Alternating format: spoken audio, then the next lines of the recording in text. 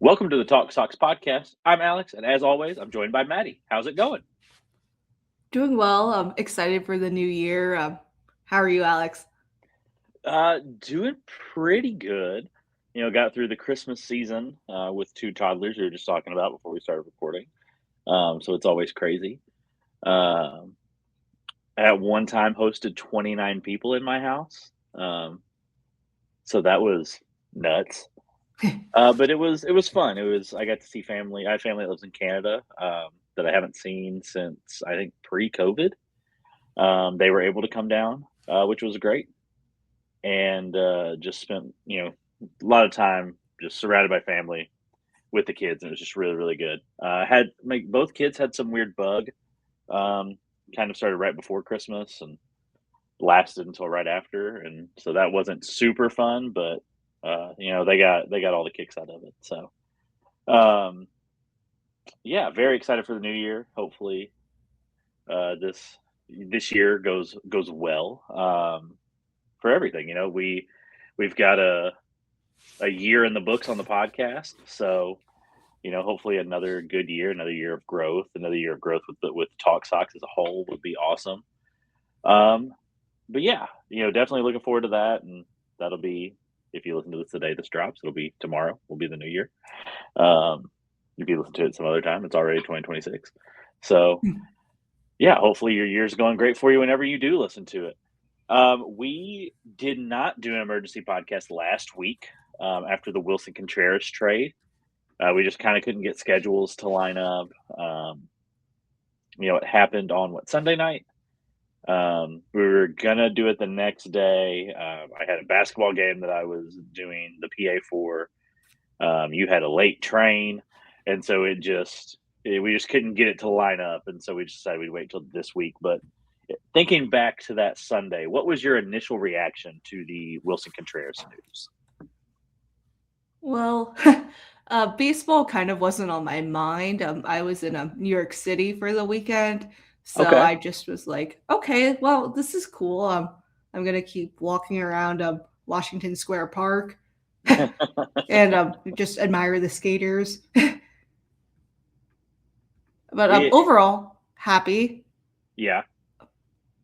You wrote that great article about him. Just I think he really fits with the team. I mean, he's not the sexiest option, but he fills depth, which the team really needed at the position. Yeah, and I think so it on Sunday night, that was what I was talking about earlier when there were like 27, 29 people at my house. Vast majority of them Cardinal fans. And so we're sitting around watching. I think it was the Vikings game was that night. My father-in-law is a big Vikings fan. And so we're sitting around watching that game in my basement and just kind of chatting and catching up, and get the notification, the breaking pass and tweet, and the Slack channel starts going crazy, and I take one heck of a victory lap around all the Cardinal fans at my house. My father-in-law was upset. Um, he's a big Cardinal fan, but understands that they're not very good right now, but still doesn't want them to trade anybody. Um, doesn't understand why they keep trading players to Boston. We're excited that they keep trading players to Boston. Um, the only trade he's ever been excited about was Tyler O'Neill, because he hated Tyler O'Neill. Hmm. Said that he was lazy and wouldn't run hard and work hard, and so he was very glad to see him come to Boston. And then hated when he came over to watch that series and Tyler O'Neill just absolutely raked.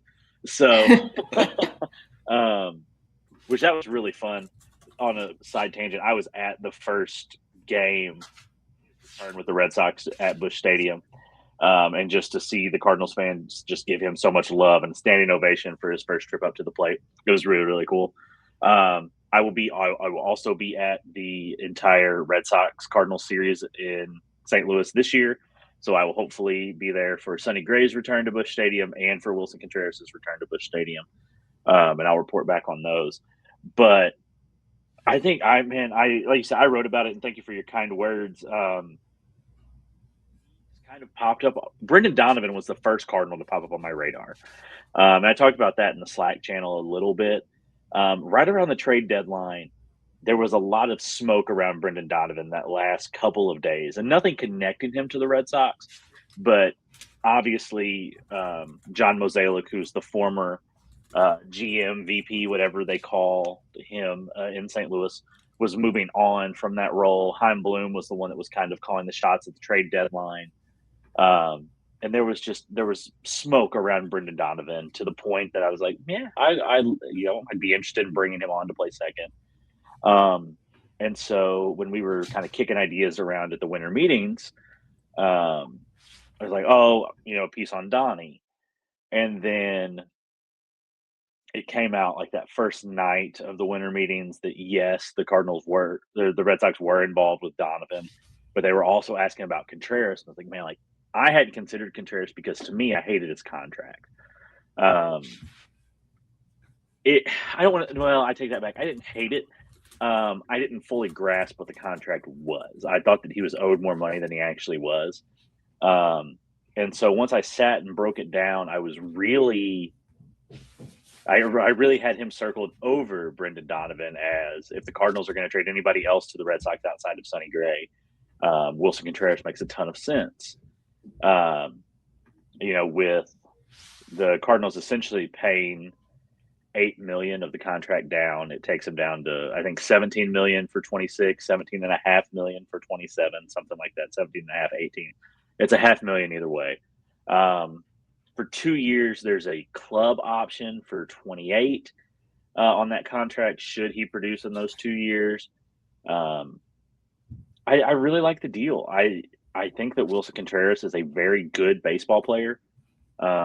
He passes the eye test. I went to quite a few Cardinal games last year, and even made the comment to a buddy of mine who will not listen to this because he hates the Red Sox, that I went to the game with, that I was surprised at how easily he made the transition from catcher to first base, and the statistics support it. Kind of depending on what you look at. I think it's his outs above average are okay, but his defensive runs saved are elite, or vice versa. I don't have them pulled up in front of me right now.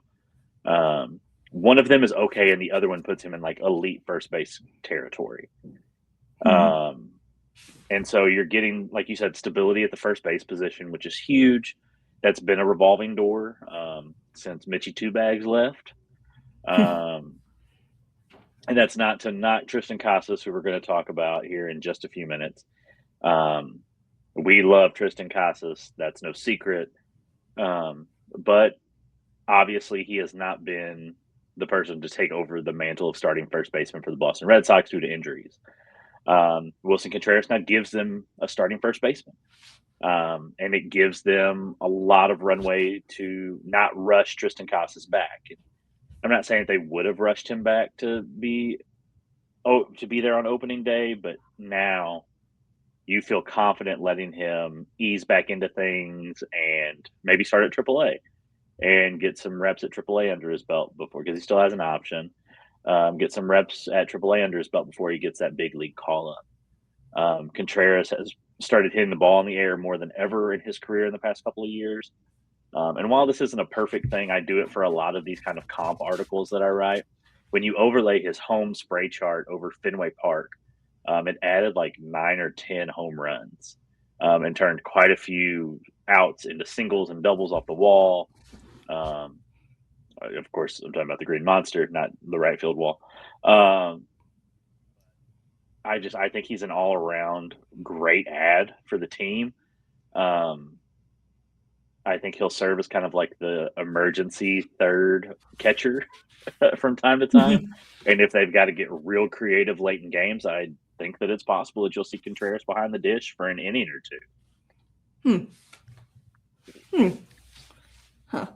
Huh. As long as he doesn't get too close to JD Martinez, who broke his hand 2 years ago with a backswing. Oh, God. Well, is Martinez still unsigned? Yeah. He did not play at all in 25, did he? Yeah. I would love to bring him on as an assistant hitting coach at this point in his career. Mm-hmm. Although I do think that he's one of the veterans that had an issue with like Casas's wasn't that Pivetta? Rituals. It has been confirmed that it was Pivetta, Josh Winkowski had an issue with it. He has an issue with everything. Yeah. What's his name? Matt Strom had an issue with it. He's annoying. So Newest Kansas City Royal, Matt Strom. Yeah, yeah. Have fun there. Yeah, and we'll talk. I'm sure we'll get into the Royals with our third bullet point again. But I feel like there was some like rumors that were never confirmed that JD was one of the people who was like, if you're going to do it, take it somewhere else. Which is what ended up happening.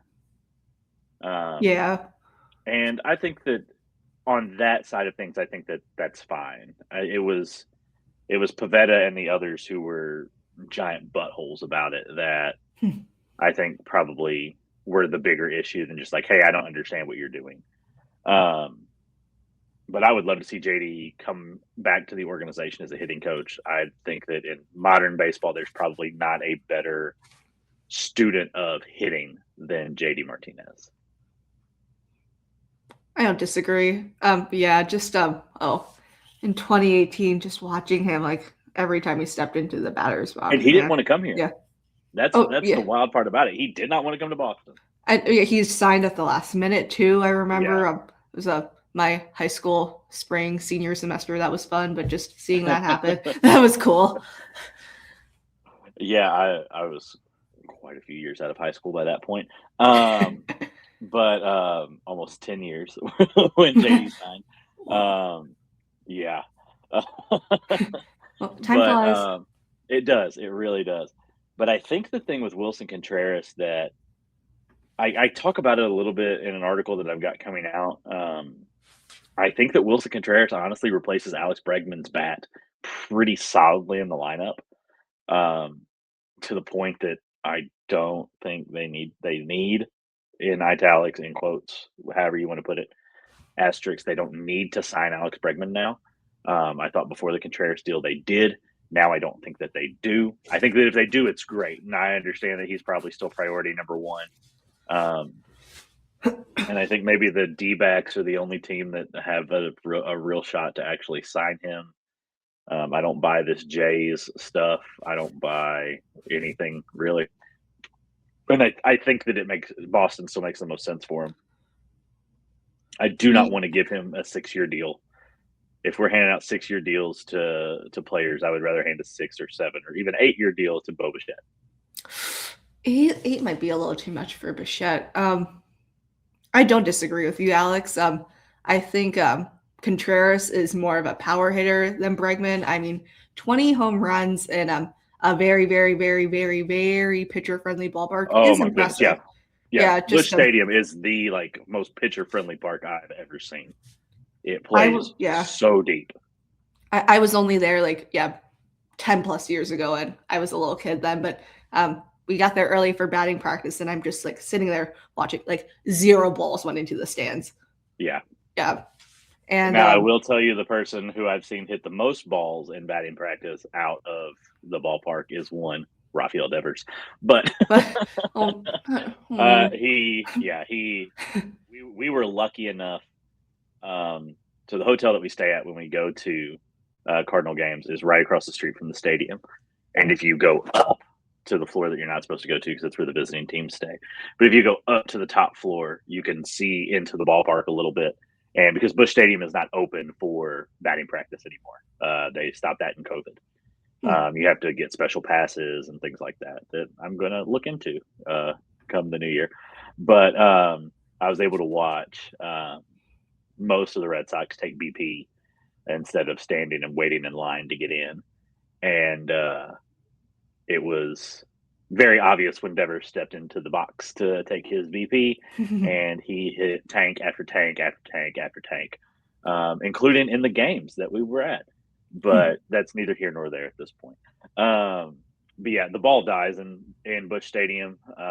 When I was there in July, which is typically the only time the ball flies, Xander Bogaerts hit a screamer out to right field that Jordan Walker, of all people, was able to rob.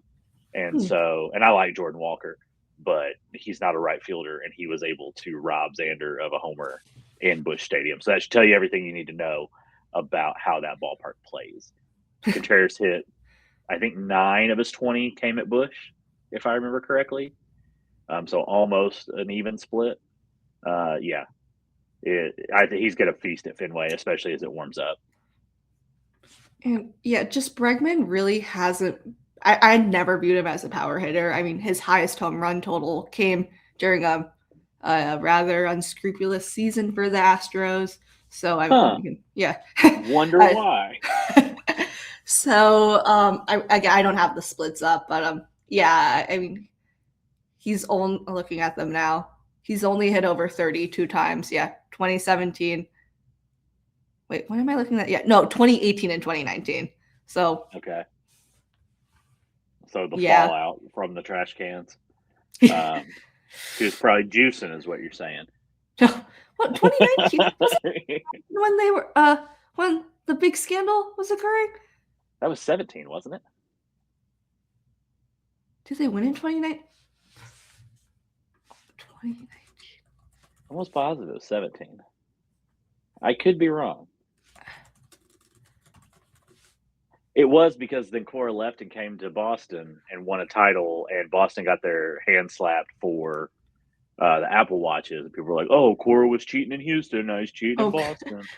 Oh, I remember that. Broke in 2019.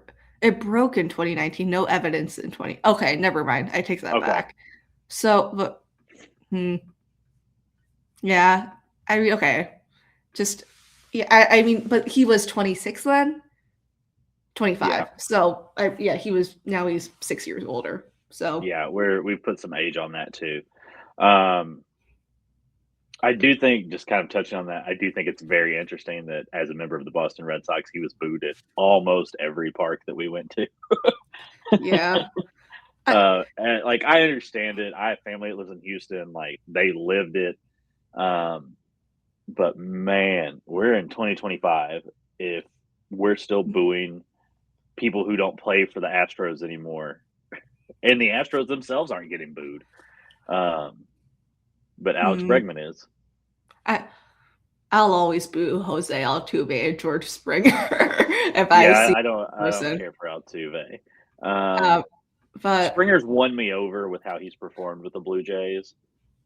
Yeah, I don't. There's something about him. I don't like UConn either. So yeah, if you have not read Evan Drellick's book that details all of this, Winning Fixes Everything, it's phenomenal. It is so good. It is such a good insight into this. Just to see how much that front office didn't care about what was happening. And I mean, and Alex Cora does not come out smelling like a rose in all of this. He definitely played his part, and for the most part, he's taken ownership of that. But if you haven't read Winning Fixes Everything, well worth the time. It's a pretty quick read. I think the Audible audiobook is like 10 hours, which seems like a lot, but I listened to it cooking and driving to work and got through it in a week or two. Just a little side tangent. Very, very good. Drellick is also just one of the best baseball journalists out there. Like, I will read whatever he writes. Yeah, he's one of those guys that if his name is attached to it, you know it's quality. And I know that he's made his enemies because of this stuff, and he's cut off a lot of connections that he had in Boston once this happened, because he's who broke the Apple Watch stuff too. So people wonder if it's just like him being vindictive that he's, kind of slammed the two markets that have given him the position gave him the leverage to be in the position he's at now. I assume that he's burned most of his bridges in Houston too. But he's an excellent sports writer, and like I say, it's well worth it. If you pick up a copy of it, it's a quick read. If you do the Audible or however you get your audiobooks, it's a quick read. It's a quick listen. So highly suggest it. But yeah, Willson Contreras is a member of the Boston Red Sox. He is, like we talked about, kind of, in my opinion, in our opinion, the replacement for Alex Bregman's bat in the lineup. Yeah, I would like to see them pivot away from Alex Bregman now. It doesn't sound like that's what they're trying to do. It sounds like Bregman is still like their 1A off-season acquisition. But we'll get into that here in a little bit. And we touched on it a second ago, but this does surround Triston Casas with a few more question marks than were already around him before the trade was completed. Did you read Craig Breslow's hey, I called Triston, we've talked about this statement as Yeah. the website's number one Triston Casas believer? I'm curious about your stance on all of this. Yeah, I think Breslow actually handled this situation pretty well. Just calling Casas, letting him know that he's still valued on the team, and I think it gives him the best avenue to not rushing his recovery. Which, I mean, depending on how you view his car crash and his rib cage, kind of seem like that, but also at the same time not. So, I mean, pick your lane there. Yeah. And I mean, Contreras himself has had some history of injuries. He's not absolutely, yeah, Captain America after taking the super soldier serum. No. And now most of those did come during his catching days. Like we talked about, he got caught on a backswing because the cart. If you go back and watch where Martinez clips him on the catcher's interference call, like Contreras' feet are like touching the batter's box. He's so close because they were trying to get him to frame so much. It was JD stands really far back in the box. Contreras was up really far. It was a freak accident that coaching should have caught. To this day, I don't understand how Ollie Marmol survived that. The manager of the Cardinals, that's you could see it on film. There's no way you can't see it from the dugout that something bad's going to happen here. But yeah, Contreras does have his injury concerns. Outside of that, I don't think there's anything nearly as, I don't want to say devastating, but as terrible as the two injuries that Casas has dealt with these past two seasons. Cracking cartilage in your rib cage and then tearing your knee completely off your leg, essentially. Yeah. Well, I also think Masataka Yoshida plays into this with rotating DH. Like, you have three pretty injury-prone. Well, I'm Contreras aside from the catching. I mean, still injury-prone-ish. Yeah. Designated hitters. And I don't think Yoshida should be DFA'd now, just given the lack of depth on the team. I mean, if Casas comes out of spring training, like obliterating the ball, we can climb that hill come March, April. March. I think that it is so telling that there have been two deals made with the Cardinals who are being ran by the person who signed Masataka Yoshida.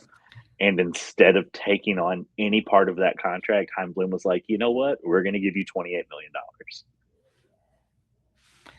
Yeah. Yeah. Oh. Well, is there an Asian American, a strong Asian American population in St. Louis? It's not terrible. Okay.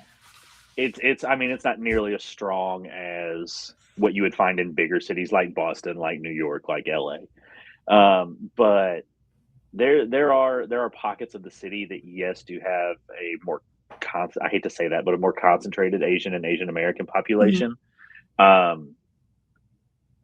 St. Louis as a whole is very Italian and Irish. Yeah. It's very white. Hey, that fried ravioli is pretty good.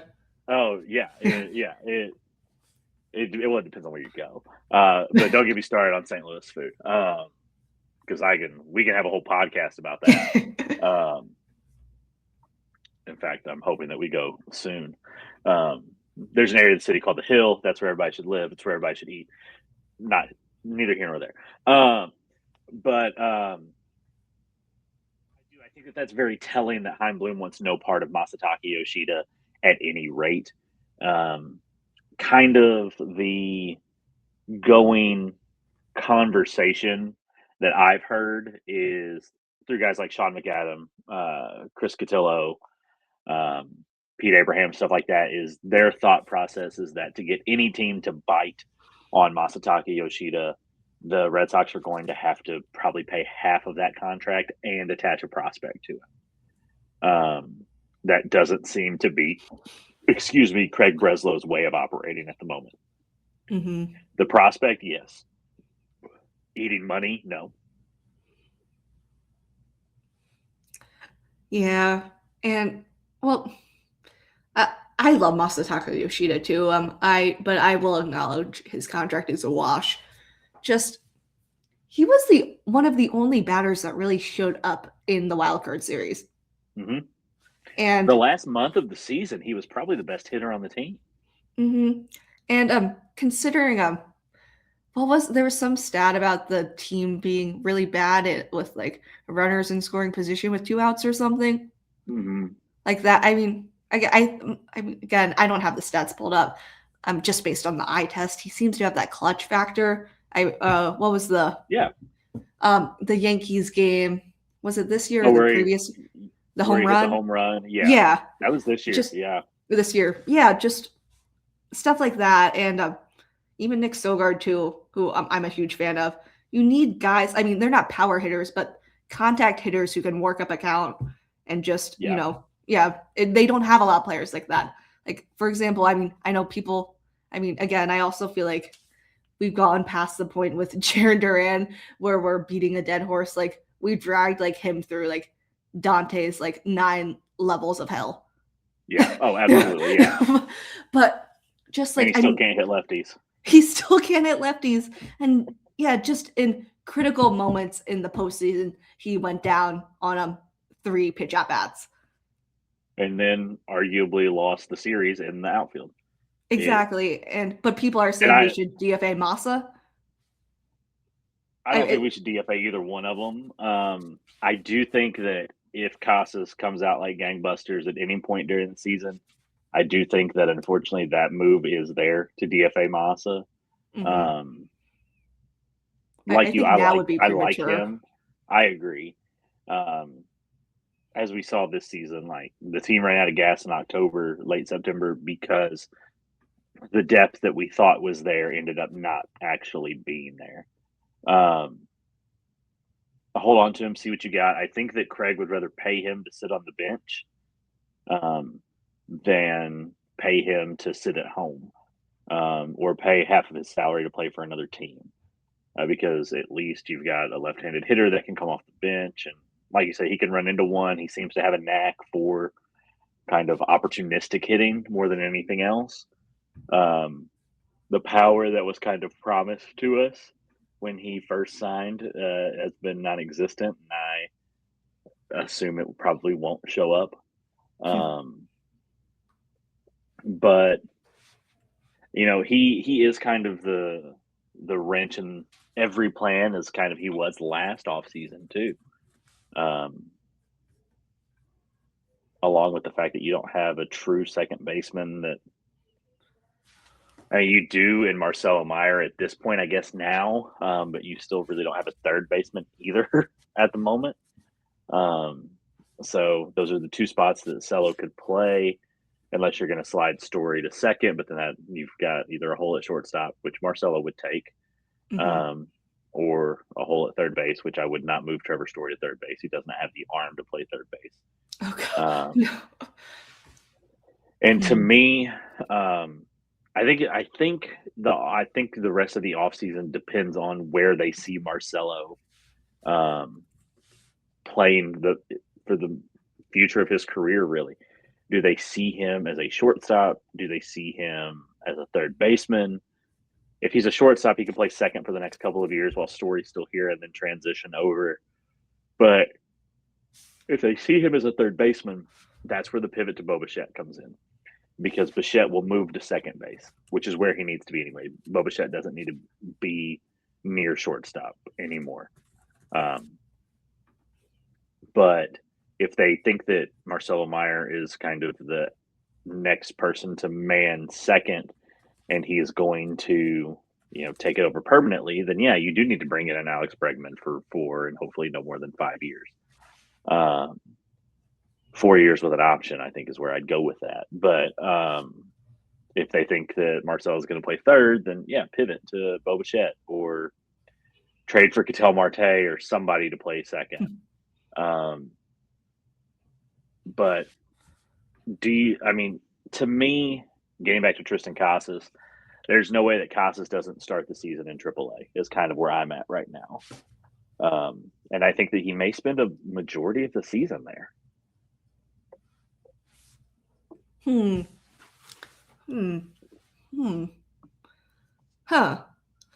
majority of the season. I feel like solely because he hasn't played even a collective half season of baseball over the last 2 seasons. That's true.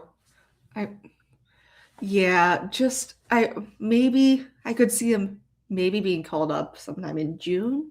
That's kind of my thought, is June, early July, maybe around the All-Star break is kind of when I'm thinking. And I've said this before. I love him a lot. Again, one of my favorite players on the team. But and you shouldn't build your team around this too. Just one player's personality. But I wonder how he would take it playing in AAA for that long. I do wonder that as well. Yeah, I know he can be a little. People call Devers a diva. Casas can be a little bit of one too. For sure. And I honestly think that that's the nature of a professional baseball player. Is I think that at their core, they're all a little diva-ish because these guys, for the most part, have been the standout player on their high school team, their college team, usually in their state. And then they get to the majors and they're, number 9 in terms of talent. And that's hard for them to deal with. And I'm not saying that Triston Casas is the 9th most talented person on the Boston Red Sox. That's not what I'm getting at here. But I think that they kind of get that. They kind of build that up in their own head throughout their high school and college days. Even their low A, high A, double A, single A, they come through, and if they're tearing the cover off the ball, it's oh yeah, I'm going to be a stud in the majors, and they get to the majors, and they're on a team with Rafael Devers and Alex Bregman, and then you have guys like Roman Anthony who live up to it, and then you have guys unfortunately, Marcelo Meyer so far, and even Triston Casas who haven't. But they still are who they are, and they still have their personalities, and so yeah, you do wonder if, let's say, Casas starts the year in AAA and isn't doing so hot. Okay, well, we've got through April, now we're in May, and he's starting to pick it up. And does he start asking, Chad Tracy, hey, have you heard anything? Hey, is there a call coming? Or somebody gets injured, and let's say, I don't know, I can't even think of anybody else off the top of my head who will be part of that roster. Somebody on the major league squad gets injured, and somebody else gets called up before Triston Casas does. How's he going to respond to that? He also is a notoriously slow starter. Remember his rookie year, he really struggled and then found his stride in the second. Well, after some point in June, he really ramped things up. Yeah. There was some speculation that was part of Vaughn Grissom's issue. Was he's on the 40-man, and they're calling up guys that they're having to DFA and place on waivers to clear spots for. But Vaughn Grissom's on the 40-man. Well, how come I'm not getting called up? But Nate Eaton's getting called up, and Nick Sogard's getting called up. I don't think that Casas would have that same issue, at least outwardly, but I think that it would gnaw at him.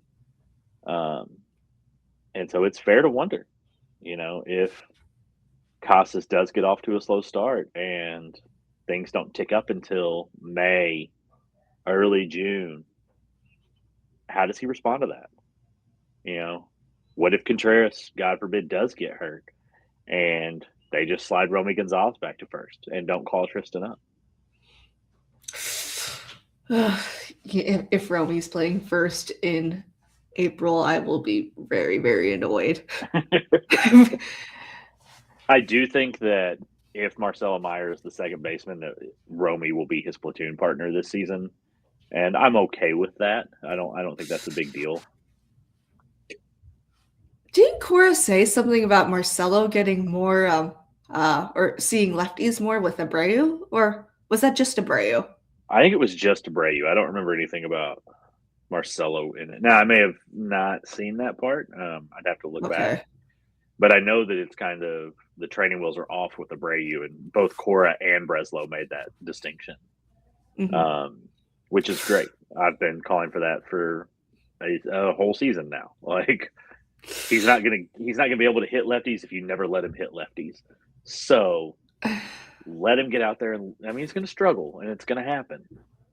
But I have more faith in him hitting lefties than I do in Jarren Duran. I might have a little bit of a hot take here. I'm worried about Abreu, not because of his inability to hit lefties. He cannot hit any freaking pitch over 95 miles per hour. That's the velocity thing. I mean, sure. Can he hit an 85 mile per hour curveball? Sure. From a lefty? Yeah. But it's, up in the zone, speed, he struggles with heavily. Yes. And I think you can overcome pitcher handedness, but velocity is a Mount Kilimanjaro. Yeah, and it's not going to go away. Yeah, it's just going to keep getting worse. That was the big conversation around Murakami, was that he's never really seen velocity, so we don't know if he can hit it. Wilyer has seen velocity, and he struggles with it. Now it's something that he can learn to hit, working with pitching machines and but it's not going to be easy for him, and hopefully that's something he's working at over the off season. I'm a big Wilyer Abreu guy. I hope that if an outfielder is traded, which feels less and less likely by the day, I hope that it's not Wilyer. But if it is, I understand. I get it. There's very few players that I've ever been attached to that it would break my heart if they were traded. Devers was close. I would have said that I was that way with Sale for quite a while until the injuries started piling up. Obviously Poppy, that would have, I think, bothered a lot of people if they had ever traded Poppy. But I'm not so attached to Wilyer that I can't see the forest for the trees. There's a number of people that are that way with Jarren Duran. They just won't admit that he's a tradable asset. And think anybody who suggests it is out of their mind. No, if Wilyer gets traded, Wilyer gets traded. As long as the return is good, I don't care. The only person on this team that I would be legitimately sad outside of Garrett Crochet to get traded is Roman Anthony. That would upset me, because to me that says that the team is given up for the next 7 years if you're trading Roman Anthony right now. I don't necessarily believe in untouchables. I think that Roman Anthony and Garrett Crochet, and I'd put Carlos Narvaez, are probably as close to untouchable as you can get. I think that if the right deal came along, they would trade Carlos Narvaez right now. And just go pay JT Realmuto to become the catcher of the Boston Red Sox tomorrow. I know. I'm not saying I love that idea, but I think that that's how Craig operates. If Paul Taboni called and was like, "Hey, we really want Narvaez. Gore is on the table," he does that deal. Yeah. No, I've heard a couple of rumors in the Philly, just Philly sphere, that they don't think Realmuto's coming back. Really? Yeah. Seemed like a lock. But I guess that Schwarber deal is probably bigger than they wanted to pay. Their roster is also just old. Too many players. I mean, they need to get younger somehow. And if catchers an avenue via trade, they should go for it. Especially since they re-signed Schwarber too. Well, and Bryce Harper is apparently not elite anymore. Oh my God. Well, no, yeah, because he's pumping like nitrogen-filled blood back into his body. Have you not heard about that? About those comments that Dombrowski made? Oh yeah, the not elite Yeah, thing. Yeah, I saw it on yeah, Reddit. Just yeah. And then Harper oh. showed up to workouts with a shirt that said "not elite." Just like okay, like we get it. You like attention. Like I don't. Yeah, and I I don't get how Dave Dombrowski hasn't traded him yet because Dombrowski usually does not put up with that. Yeah, So the fact yeah. that Harper is still on that roster is impressive. But Um, I mean, there are a couple of Yankees fans on Twitter who still think that he'll be traded to the team. he doesn't make them better. I mean, Bryce Harper's a good player, but But uh, I he yeah, makes them marginally better. You're trading for a I 33-year-old Bryce Harper. and I get they yeah like I mean the Yankees also need to get younger in some places and they have a lot of guys with swinging miss stuff and he'd just be another Now, dude. Bryce Yeah. Harper is younger than Paul Goldschmidt. But okay, oh, a lot of people are younger than Paul Goldschmidt. I think Paul I and I are roughly the same age, so I don't know how to feel okay. about that. But Well, that's not outside of baseball. That's not old. It's just when you're a professional athlete. And I think you should give Ben Rice more playing time. Like he's a good player. I hate to say it. yeah, Tyler Milliken's favorite player in the league, Ben Rice. Yeah. Um, Did you know he's from Boston? yes.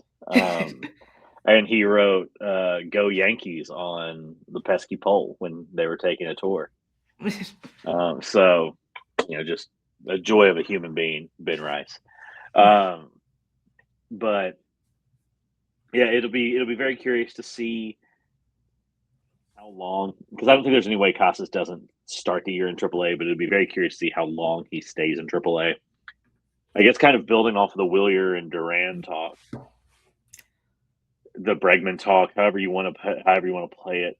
The Red Sox still need another bat, and they still need another starter, as far as I'm concerned. And the bullpen is lacking as well.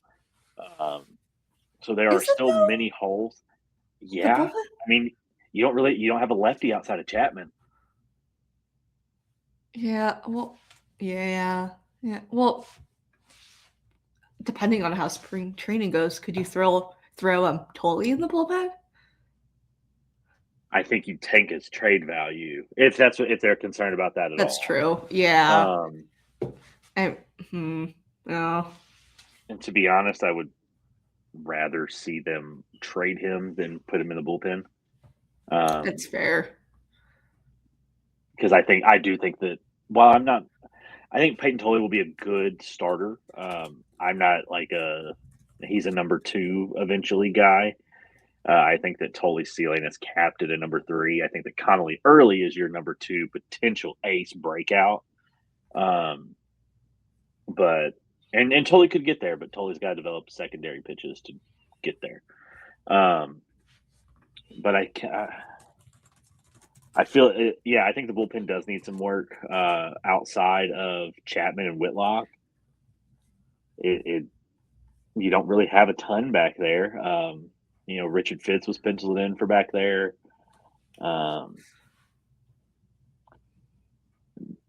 Everybody's favorite, Josh Winkowski, has been DFA'd.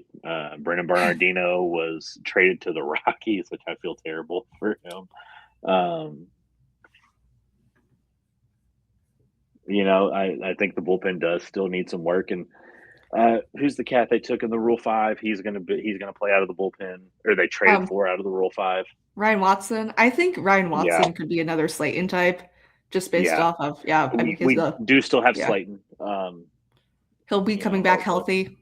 yeah. Hopefully, we So can all there's hail that. Slayton again next year. That was fun while it lasted. But the pressing needs, obviously, is you've got to figure out who's playing second/third and replace and add somebody who's got some ability to hit the baseball at one of those spots. And then I think that you still need another starter. Do I want that starter to be Cole Reagans? I do. Do I think that there's a path forward to that? possibly. From everything that's coming out, it seems like the Red Sox are telling the Royals, like, we'll trade you for Cole Reagan straight up for Jarren Duran. And that's not enough to get that done.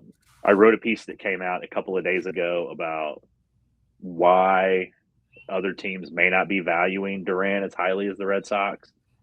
Obviously, his offensive stats have gone down. The offensive stats that should go down are going up. He's swinging at more pitches out of the zone, less pitches in the zone. His strikeout rate is higher. His walk rate was lower. He's got defensive issues in left field, which is the only position he can really play, at least for the Red Sox. If he could play center, then that changes the conversation a little bit. I'm very scared that the plan is to play Rafaela at second and play Myers/Bregman at third, and I will lose my mind if that happens. Which would allow Duran to play center field. Why would they do that when he's just fresh off a Gold Glove instead of Rafaela? I know. The numbers are there. Like, I mean, it's been well documented by like national analysts and reporters from The Athletic that Rafaela's bat plummets when he's playing like shortstop or second base. Yep.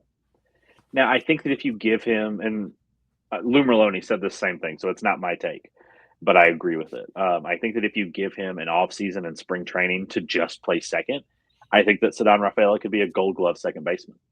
I think that he is that athletic and he is that good at the defensive side of baseball. I don't want to see it, though. I want to keep him in center field, which is in a more important position. It's a position where he is already thriving and playing platinum glove caliber defense, even though platinum gloves are fan voted on, which is stupid. I mean, having the option to play Rafaela at second is like, in House Hunters, like the nice to have option. Like, yeah. It's like it's nice to have, but you don't need it. And just, I mean, if you're playing Rafaela at second, that means second base wasn't addressed in the offseason, which isn't good. Or third too, since they're kind of interconnected with Marcelo playing at either spot. So I think that, like you said, having the ability for him to play second is great. Can you move him to second in a late game situation so you can, if Roman was DHing that night, Roman can move to left. Whoever's in left can move to center. Willier stays in right, whatever. That I understand. I don't want to see it very often, but if you're doing it for a purely offensive, okay, we've got to score 2 runs, I need Roman's bat in the lineup, I get it. If you're doing it just because you can't sign Alex Bregman or you won't sign Bo Bichette, then no, it's ridiculous. I don't think that's what they're going to do, but it wouldn't totally shock me if, that's what they do. If you can hear it over my microphone, apparently a very loud truck is driving by, so I apologize. Because I can hear it. So I can't hear it, so you're in the clear. Okay, good. I haven't noticed it in this neighborhood since we moved here a couple months ago, but it's happened like 4 times these past couple of days. So I'm hoping it's just somebody visiting for the holidays. But I'll beat this dead horse until either the season starts and he's still on the roster or he does get traded. I don't understand why Jarren Duran is still on this roster. I like Jarren Duran. I'm not a Jarren Duran hater. I have spoken to the man. He is very nice. I have my qualms with who he is as a person, based on comments that he has made, based on other things. He is a very fine baseball player that, in my opinion, does no longer need to play for the Boston Red Sox because he is blocking Roman Anthony from the position that he needs to be playing with the Boston Red Sox, which is left field. And if you attach Peyton Tolley to him plus a flyer prospect, I think that you land a Cole Reagans, a Mackenzie Gore, a Freddie Peralta. I think that Sandy Alcantara, Edward Cabrera, There are names out there that can be had for Jarren Duran, and I don't understand why they haven't been yet. I think the Marlins just signed Pete Fairbanks solely to trade him in July. Like you can't convince me otherwise. The Marlins are being ran by a guy who was an assistant GM with the Rays. I guarantee you that conversation with Fairbanks was, come down here, throw some innings. When you pitch well in July, we're going to send you to somebody who's competing for a championship. And Fairbanks was like, I'll take $13 million to do that. They'll probably trade you Edward Cabrera straight up for Jarren Duran.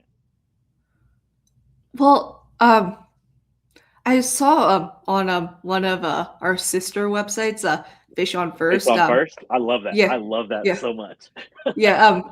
I think they might have mentioned that the Red Sox were talking to the Marlins about Cabrera. I would take Cabrera or I don't know if it's I've heard it pronounced Alcantara and Alcantara, so I don't know which is the correct way. I would take either one of those. And I would include Jarren Duran in that trade. Sandy is a cool name. I like Sandy. Like just hearing Lou Merloni say Sandy Alcantara, that would be awesome. But yeah, either one I'd be happy with. I would pay money to hear Jerry Remy say that. Well, yeah, I know. There are so many good baseball names that I just wish Remy could say.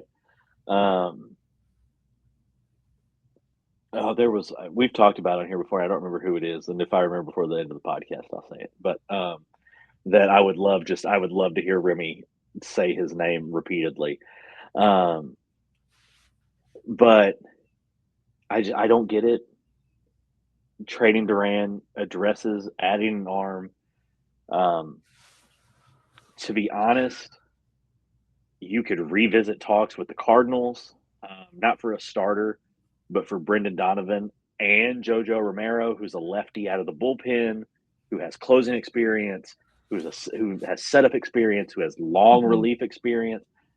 That I thought they should have traded for JoJo instead of Steven Matz.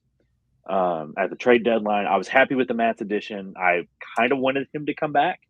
Matz did a good job. He's with the Rays now, which worries me slightly. Yeah.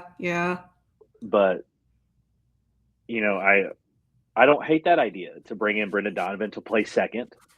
You've got JoJo Romero, who slots into the seventh inning role in the bullpen. That doesn't fix the starter issue, but it at least addresses two areas of concern. But yeah, I don't get it. There are starters to be had, even if the Twins are serious about not dealing Pablo Lopez or Joe Ryan. That's fine. Like I said, there's two guys on the Marlins. There's Mackenzie Gore. There's Cole Reagans. Who's the dude from the Brewers? Freddie Peralta. Freddie Peralta is an option. I mean, and he's a rental. He's 1 year. But if you think that there's a chance that you could get him to sign an extension like you did with Crochet, then he's worth that deal. I mean, you gave up a lot to get Garrett Crochet. You would have to give up a lot to get Peralta. But, I mean, at this point, I would even engage the Mariners about Castillo again. I think that either Bryce Miller or Logan Gilbert is gettable. The one I wanted, and I don't understand why they didn't do this, I even said it on this podcast when it came out that the Red Sox rejected this deal, was Brian Wu. Yeah. Look at what he became this year, and that's what you said no to because you didn't want to give up Triston Casas. Like, man. I think the team has a trend of sometimes overvaluing their players, which you don't want to undervalue them. I don't think it's a think anymore. The proof is in the pudding. At this point, yeah. I mean, I get it. You don't want to, I mean, you don't want to get fleeced, but at the same time, you have to come to a compromise and meet halfway. Wasn't it Casas, Yoshida, with us paying half of the deal, And I think that's it for Brian Wu. Hmm. Um, you talk about a steal. Yeah, yeah, I don't know. I Just can hop over on my PlayStation right now, and MLB The Show won't let that happen. yeah, I, yeah, just I mean, with each day, I get more worried about pitching options. Yeah, I mean, I is the front office secretly trying to get Scooble? I mean, but I even don't there, I see don't it. want that. I mean, I wrote an article about it, but I just don't think it would be feasible. Just knowing that what there's a 99% chance he wouldn't sign an extension with the team. And I think that his contract starts with a 4.5. Yeah, And it, yeah, I think it's gonna break a record for a pitcher. yeah, I do too. So Um, he's yeah, had like what, at least one, yeah, one time he done surgery. he's had two, Two, hasn't no, he? he's had two. Yeah, two. So I mean, he's pitched a lot of innings the past 2 years. I I don't. I mean, he might need a third. So Yeah, it's just so. I no. I do. I want Scooble. Yes. Do I want to pay for Scooble in trade assets or money? No. Um, but I mean, Zach Gallen's out there still. If they're looking that route, I don't love it. Um, I I don't think know. The free what agent market is not where it's at now. I think Gallen's gonna end up with the Cubs just because his boy Carson Kelly's there. And there was that unfortunate tweet from Bob Nightingale about Gallen and the Cubs. That was funny. Oh man, good old Bobby. um, that was so funny. No, yeah, yeah, yeah. I just was like, okay, like looking at my phone. Okay, like, and then Deal like is the close. clarification. No, it's not. It's like Jeff Passan, like just Yeah. respond immediately. No. And if there's anybody I trust over Bob Nightingale, it's most people, but it's definitely Jeff Passan. Um, and I mean, I have notifications for Passan turned on every app that I follow him on. I have none for Bob Nightingale, um, and I never will. Uh, Yeah, yeah. But but I don't know. I'm with you. The each day that goes by, and technically we're still in December. When you're listening to this, it may be January. It's still quote middle of the off season. Sean McAdam on the last Fenway rundown said that he treats January 1 as the midpoint of the off season, mhm. um, which I mean it's a little further into the off season than the midpoint, but I understand what he's saying. You're roughly 6 weeks out from pitchers and catchers reporting to spring training, and then you're 2 months out from spring training starting. Um, or I guess really 7 weeks out at that point. Um, and so if we're operating on that timeline, like what was it? Was it Corbin Burns? No. Who there was a pitcher 2 seasons ago that didn't sign until like the second week of camp and got shelled for the entire like first like 2 months of the season because he couldn't get fully stretched out. Was that Dallas? What's his name? Well, no, that was a while ago. Yeah, that was a while ago. Dallas Keuchel. Yeah, Keuchel. Yeah. Uh, It was no, an NL West. It was somebody in the NL West. it wasn't Snell, was it? No, was it Snell I think it may have been. when he signed with the Padres? Yeah, and he Or was it signed the super, Giants? super late. Or was it the Giants? It might have been the Giants. Yeah, if it was It two could have years been. ago. Yeah, because and then he Yeah, was injured for a bit too. yeah. Yeah, I think it was Snell. Huh. And like that's the kind of stuff that like kind of pops into my head with at least with pitchers. Like hitters you can sign into camp. Look at Alex Bregman. Even Yeah. Valentine's Day. Or right around Valentine's Day.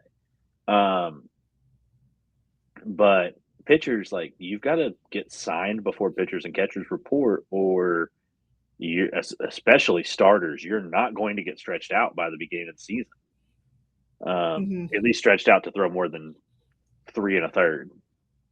You know, um, so guys like Zach Gallen are gonna have to sign. I think that's why it came Kirby Yates. Not that I want Kirby Yates, but Kirby Yates signed today with the A's. Makes sense that the pitchers are starting to sign a little more quickly now. Well, I think another issue with the Red Sox, I was looking at this earlier today. They have 23 starters on their 40-man roster. Yeah. And a lot of those guys are back end, or no, not 23 starters, 23 pitchers on their roster. Yeah. And a lot of those guys are back end starters.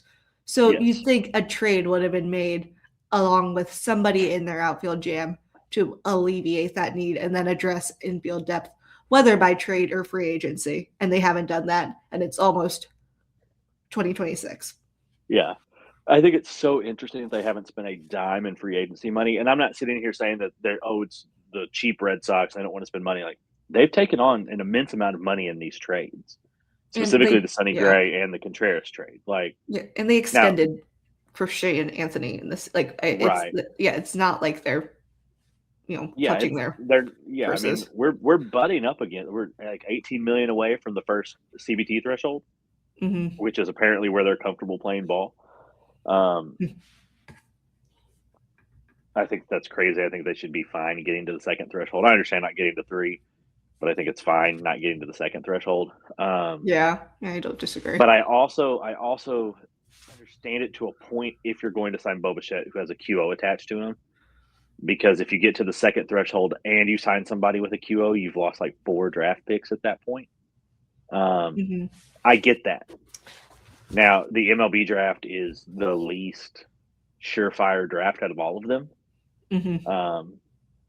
It's not like the NFL or the NBA or even the NHL where like you get drafted and then you're starting for the New England Patriots the next season. That doesn't happen in Major League Baseball unless you're Paul Skeens. And trade for him. Like, that's fine. Trade Jarren Duran to the Pirates for Paul Skeens. Well, if we're talking about mega trades, I mean, I'm not that connected with the NL West because it's like, 3 hours behind me. Yeah. But I've heard rumors that the Padres are willing to offload one of their large contracts to replenish their farm system. I mean, would a package of, like, this might sound like a lot, Duran, Abreu, Bayo, and Tolley get it done for Tatis Jr.? Like, I think he's the one name that they've specifically said they won't trade. Okay. Now, that doesn't mean anything in San Diego. We know that. Yeah. And we know that San Diego wants Jarren Duran very badly. I don't know if you saw it. I think it was late last week. Or no, it would have been early last week, late week before. There was some like toss around of the idea of Mason Miller and Bogey and what the Red Sox should offer to bring Mason Miller to Boston from San Diego and essentially get them to throw Bogaerts and most of his deal into it to get the cost down. I have been on the train that I think you can make Mason Miller back into a starter. Since the trade deadline. And I kind of love that idea. Bogey had a deceptively okay year last year once he came back from injury. And I think coming home to Boston would kind of fix a little bit of that. He'd be the clubhouse leader that they want. Is it going to happen? No. No. Is there a pathway for it to happen? I think so. But it still technically doesn't solve your, hey, we need a starter issue. Yeah. Yeah. And you'd have And to then you've probably give got, up pitchers because the Padres need pitchers in that yeah, package. and like, So I mean, I would rather have Mason Miller close over Aroldis Chapman. that would be a And dynamite duo in the bullpen. it would, but how Yeah. would Chapman feel about that? And how would he That's respond to that? well, the solution is to trade him then. I mean, that deal, when you look at It's what Devin Williams got paid and what the O's have mhm. paid Ryan Helsley, that Edwin extension for Diaz. Chapman, yeah, Edwin Yeah. Diaz too, yes. hmm That extension for Chapman looks so good right now. hmm And if for some reason the Red Sox are out of it come the trade deadline, he's gone. Like there's no way he's around on that deal. I don't know. There's a lot of questions. You know, the saying is there's a lot of off season left. There's not a lot of off season left anymore. We're roughly 6 weeks from pitchers and catchers reporting. That is a lot of time. And if we're talking bats, that's okay. But if and everything they've said says that they're confident with this rotation and that they're focusing on the bat side of things. But Craig Breslow, I don't think will ever close his ears to deals for pitchers. And I think there's a path forward to land Cole Reagans, Mackenzie Gore, Sandy Alcantara, Edward Cabrera. Is there a deal to get Andrew Painter from the Phillies, who need outfielders, who Ooh, they don't have a farm system to begin with. I'm just not. I'm not sure if they'd be willing to part with their best prospect in an area on their roster where they've actually developed homegrown players. If you want to call Aaron Nola an ace, I don't think he is. I think he's overrated. But just, I mean, does a deal centered around Duran, Tolley, and I don't want to say Franklin Arias because I don't think I think that's an overpay. And they have Aiden Miller at shortstop, third base. But you know, is there a deal that can be made centered around Duran and Tolley for Painter? Dombrowski likes to swing big trades. Yeah. I never saw them sending Mick Abel to the Twins. Yeah. Well, for the other Duran or Duran. Yeah. Something to think about. Well, I mean, this is also another. I mean, I don't see it aligning just because he's on an expiring deal, and he's also not the type of hitter.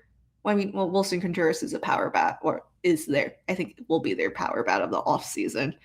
I mean, Nico Horner.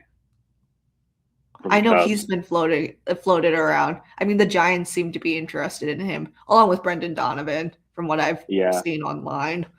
Apparently, the Giants have been willing to make who's the first baseman we should have got for Rafael Devers available? Bryce Eldridge? Yes, apparently they're willing to entertain that, which I wish we'd have held on to Devers. Yeah. And that was my argument back then, too. If you were going to trade him, just make it work through the season because especially once Vladdy signed, there was nobody on the free agent market as good as Rafael Devers. Mm-hmm. Yeah. Yeah. That bothers me. Yeah. We want to touch upon the Japanese market before we end. Yeah, we'll wrap up with that. Like Murakami has signed with the White Sox, which is, I mean, it's low risk, low reward for them. They will sell tickets solely because he's on the roster. It's a 2-year deal. Could be worse. Yeah, if he falls on his face, you know, it's really no harm, no foul. They're not competing in the next 2 seasons. if he turns into an absolute stud, they kind of have first rights at extending him. And if they think that that's not going to happen, they can trade him for a king's ransom of prospects next season. It's a win-win, and I mean, well, he was on the Yomiuri Giants, right? Yeah, so that's a bigger market team in the Nippon League. So I mean, the White Sox are a smaller market team, but I mean, when you're adjusting to a new country, new time zone, you don't speak the language. I mean, it will help the transition for him to move to the United States. Yeah. We are quickly approaching the signing deadlines for both Imai and Okamoto. Imai's deadline is this Friday, the 3rd, 5 p.m. At 5 p.m. Yeah. At 5 p.m. Eastern. He went on an interview back in Japan at the end of last week and said that he's had a lot of interest but no offers. Yeah, it's interesting. You had an interesting take on this in the Slack channel that I think is probably correct that I hadn't thought of. Yeah, just I think teams don't want to, deal with Scott Boras and this, driving prices up and bidding against yourself potentially. Like they're waiting until the very last minute if possible. I mean, more stuff will come out about Murakami, but I mean, I haven't seen anything since the White Sox, signed him. But I mean, maybe it was a similar situation there where the White Sox were just sending a last minute offer and they ended up, or what I'm saying. Yeah. I think that's very possible. Everything that we've heard is that the Red Sox are not really connected with Imai at all. The Cubs, the Phillies, the Yankees, all seem to be kind of the teams that keep getting brought up. All three of those make sense with what he said about not wanting to go to the Dodgers and wanting to beat the Dodgers. All three of those teams have the potential to do that. Honestly, and this isn't just me being a Yankee hater, the Yankees probably less than the other two. Just because the Yankees haven't done anything this offseason. And then Okamoto, the Red Sox are still connected to, even though I don't know that he makes a lot of sense anymore because he profiles as a first base exclusive type glove in Major League Baseball. Maybe I don't know. I don't know how much sense that makes now, but I don't hate it. Yeah, I mean, he's more of a contact hitter, I think, than a power bat. I mean, well, he's going to be more of a contact hitter. I mean, Murakami always has the potential to be a power hitter, and I mean, I haven't looked at Okamoto's stats. I mean, speed maybe might be part of his game, but he's also he's past the age of 30, so will that hold up in a faster style of play? Yeah. Probably no. I don't see the Red Sox signing either one of them. If there's just absolutely no market for Imai, sure, offer him. I hate to say this, a lowball deal and see if he takes it. Imai,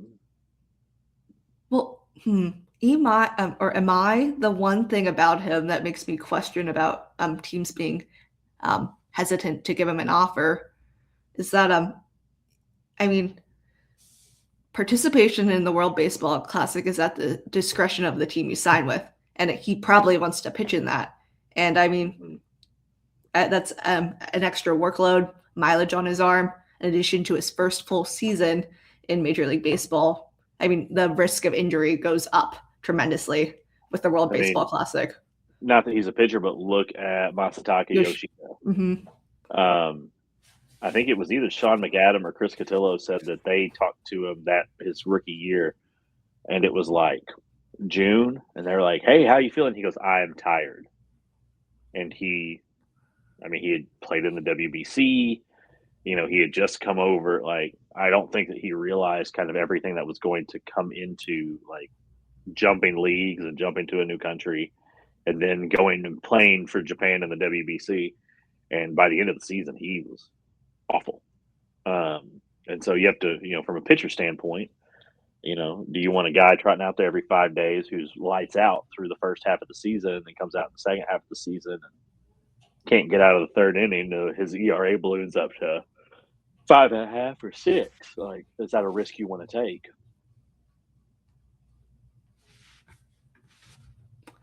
Yeah, I mean, no, no, you don't want to take that risk when you're, fighting for a playoff spot in September.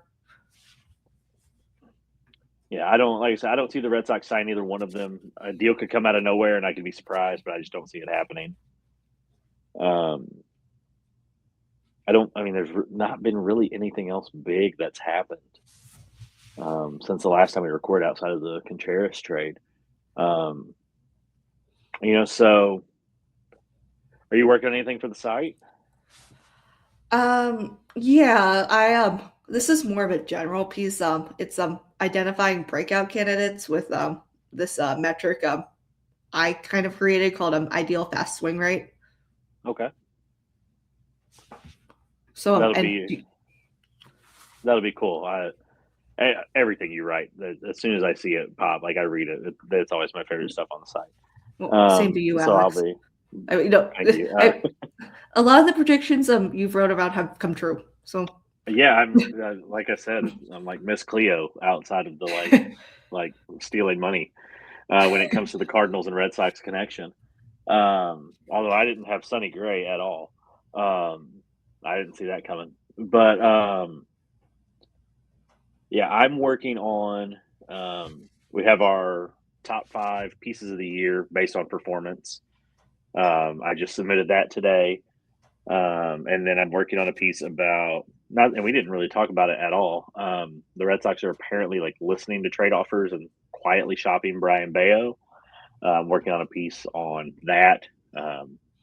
It's hard for me to take a stance for or against.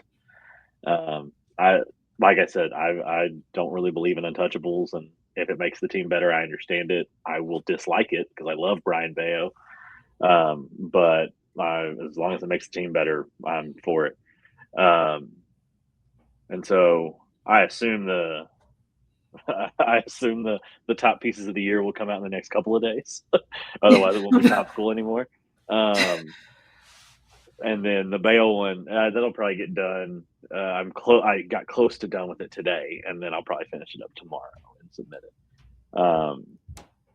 And I need to take a stance and add a paragraph or two, I guess. But yeah, that's all I've got coming down the pipe.